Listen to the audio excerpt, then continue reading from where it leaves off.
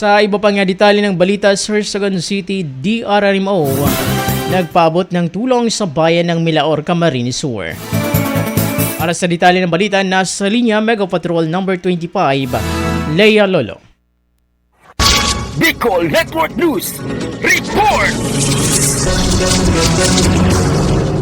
Nagpaabot ng tulong ang Sorsogon City Disaster Risk Reduction Management Office sa bayan ng Milaor, Camarines Sur nitong Huwebes, Oktubre 24, taong 2024 sa pamamagitan ng pagsagawa ng search and rescue operation sa mga biktima ng Bagyong Christine. Ayon kay Mr. Hagel Habla, Assistant Department Head ng Sorsogon City Disaster Risk Reduction Management Office, pumunta ang kanilang grupo sa Milaor, Camarines Sur batay sa utos ni City Mayor Maria Esther Moore upang tugunan ang paghingi ng tulong mula sa alkalde ng nasabing bayan. 8:30 na gabi, umalis po dito ang team sa Sorsogon City at dumating po doon alas 2 ng madaling araw.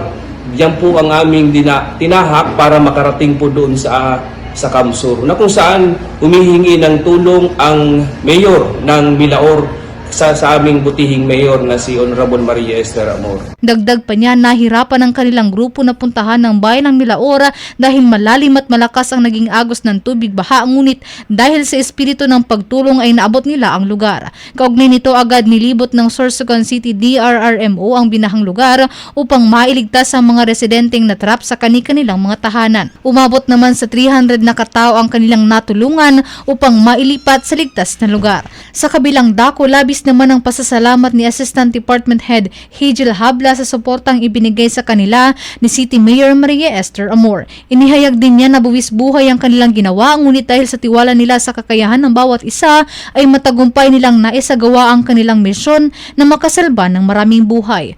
Nagpapasalamat tayo of course sa aming mayor kasi yung suporta na ibinigay po sa aming team, hindi kami pinabayaan. Yung aming logistical requirement, yung aming mga resources, dala-dala po natin.